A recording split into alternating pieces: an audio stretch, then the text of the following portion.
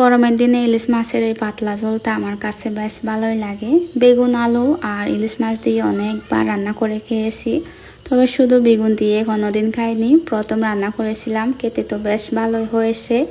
গরমের দিনে এই ধরনের পাতলা ঝোল খেতে আসলেই মজাই লাগে। তো ফ্রিজ থেকে আমি কয়েক টুকরো মাছ বের করে লবণ, হলুদ, হালকা মরিচের গুঁড়া দিয়ে কিছুক্ষণ ম্যারিনেট করে রেখেছি। তারপরে সরিষার তেল দিয়ে ভেজে নিচ্ছি। বেশি ভাজবো না, হালকা ভেজে নেব। ইলিশ মাছ আবার বেশি ভাজলে আমার কাছে ভালো লাগে না, সেই কারণে। তো মাছগুলো ভাজি করা শেষ। তারপরে হচ্ছে আমি কালো জিরা ফোড়ন দেব। এখানে কোনো এক্সট্রা মশলা দেব না, শুধু জিরা গুঁড়াই দিব। আদা রসুন কোনোটাই ব্যবহার করব না। তারপরে মাছগুলো ভেজে নেওয়া হয়ে গেলে আমি কালো জিরা ফোড়ন দিয়ে বেগুনগুলো দিলাম।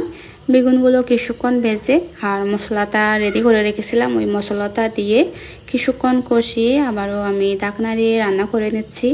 যখন বেগুনগুলো হাফ সিদ্ধ হয়ে আসবে তখন আমি জল দিয়ে ঢাকা দিয়ে রান্না করে নিচ্ছি। তারপরে দিলাম হচ্ছে ভেজে রাখা ইলিশ মাছ। ভেজে রাখা ইলিশ মাছগুলো দিয়ে কিছুক্ষণ ঢাকা দিয়ে রান্না করতেছি, যাতে পুরোপুরি মাছের ফ্লেভারটা বেগুনের সাথে ঢুকে যায়। হ্যাঁ, তারপরে দেখেন আমার মাছ তরকারি রান্না করা কমপ্লিট।